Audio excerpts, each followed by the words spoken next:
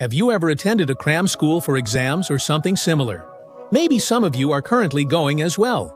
Even though you're there to study, the atmosphere is different from regular school, and people's attitudes vary. On the other hand, cram school instructors also come in many forms, from part-timers to full-time employees. And just because someone can teach you doesn't necessarily mean they're a decent person. Uji Cram School Girl Murder Case.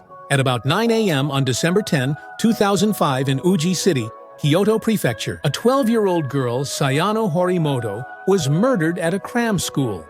This was the crime scene. She had been attending the cram school for about a year. Yu Hagino, 23, was the perpetrator. This was the crime scene. He was the Japanese language teacher at the cram school she attended. Until she was killed, he was the perpetrator. She was unsettled by Yu Hagino's odd behavior and remarks, which initially had the opposite effect. What happened between them? And what was Yu Hagino's abnormality? Here are the case details. It had been some time since she started attending cram school on May 11, 2005. On this day, Yu Hagino finished his class. Later, under the guise of private Japanese lessons, he kept her alone in the classroom. He quickly asked, "Do you enjoy school or cram school? Do you like your father or Japanese class?" The questions continued after that. That time lasted for about an hour and 20 minutes. "I like school, cram school, and my dad." In response to what she answered, he said, "I'm studying to be a psychological counselor, so I can tell when Sayano-chan is lying." After that, he completely denied everything she said. I think she was mentally cornered after being denied everything.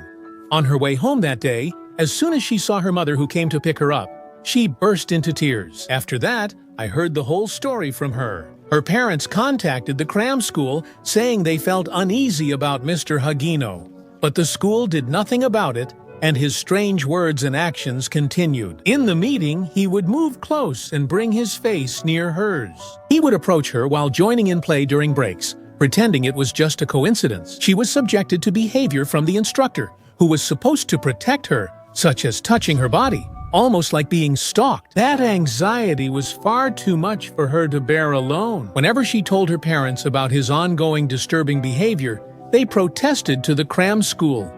Still, nothing changed, and the situation remained frighteningly the same. His behavior escalated even further. On November 21st, she finally reached her breaking point and told him that she would no longer attend his Japanese class.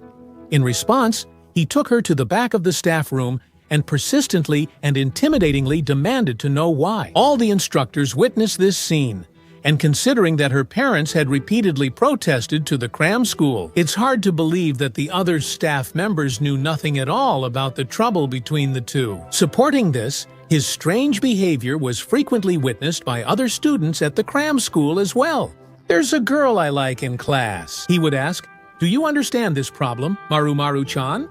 while holding her hand or touching her. Furthermore, after class, he would call the girl over, talk to her, and touch her body. Many people noticed how strange he was, but none of the other staff members pointed out his abnormal behavior. And then, on December 10th, the day of the incident, a mock exam for junior high school entrance was scheduled to take place. Hagino was meant to proctor the exam, but there were concerns about issues with her. Following the cram school head's decision, another male instructor was assigned as the exam proctor that morning. Because of that, he didn't need to come to the cram school. He shows up. He offered to conduct a Japanese language survey before the mock exam to another instructor who was supervising the test. First, he had this instructor leave the room.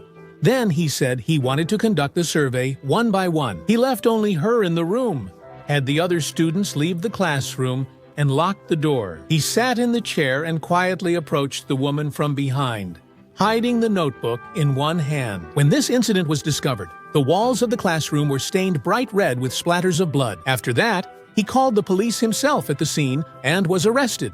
Then, on February 20th, 2006, the first trial was held at the Kyoto District Court. He admitted all the facts, saying none of it was a mistake. He grew more distrustful, hateful, and eventually went mad. He had prepared in advance and even unplugged the office monitor's power cord beforehand so that the classroom footage wouldn't be displayed. Police stated there was clear intent and planning to kill, and he was fully responsible for his actions. They argued for and requested life imprisonment. In response, the defense argued that he was in a state of mental incapacity at the time and sought either acquittal or a reduced sentence. Then, on March 6, 2007, the verdict trial was held. The judge acknowledged his full responsibility and voluntary surrender as he called 110 right after the crime, sentencing him to 18 years in prison. However, in response to this, both parties appealed, moving the proceedings to a higher court. And then, 2 years later, it was recognized that Hagino was in a state of diminished mental and physical capacity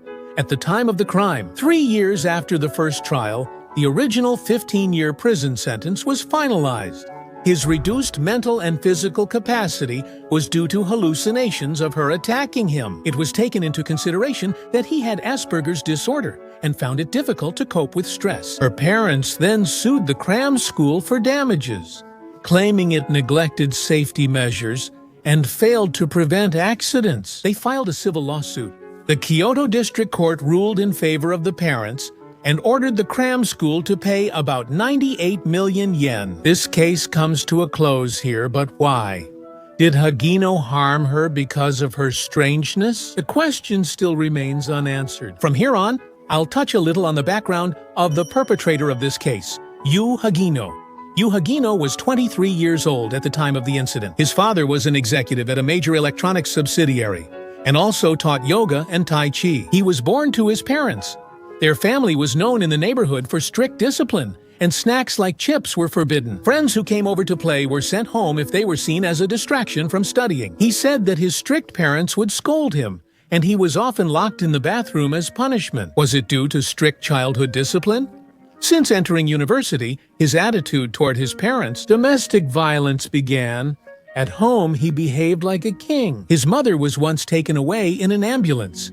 Neighbors gave the following testimony. In 2003, 2 years before this incident occurred, he repeatedly committed theft. On the university campus, he targeted female students' wallets and bags, with the number of incidents reaching as many as 20. Furthermore, during the thefts, he injured a security guard by hitting him. Because of that, he was charged with theft and assault. He received a suspended prison sentence. The university imposed a 1-year and 6-month suspension. And then, in November 2003, he started working part-time as an instructor at the Cram school where this incident occurred. Also, his resume submitted to the Cram school did not mention the fact that he had been arrested, and the school hired him without knowing anything about it. However, although it is true that he repeatedly committed theft, after that he showed a polite attitude and seemed to have a desire to reform himself from the theft and assault incidents. That's right. However, less than 2 years after the theft incident, he caused this case. Strange words and actions from the instructor, who should be dependable and protective, desperately calling for help. Even so, the Cram school did nothing about it. The harm escalated, and then there was a murder. I believe the fear she experienced was far beyond anything we can imagine. Hagi, the inmate, will be released in a few years. I can't help but feel outraged. Mr. Horimoto, I sincerely pray for Mr. Hagino's peaceful rest. That's all for today. Thank you for watching.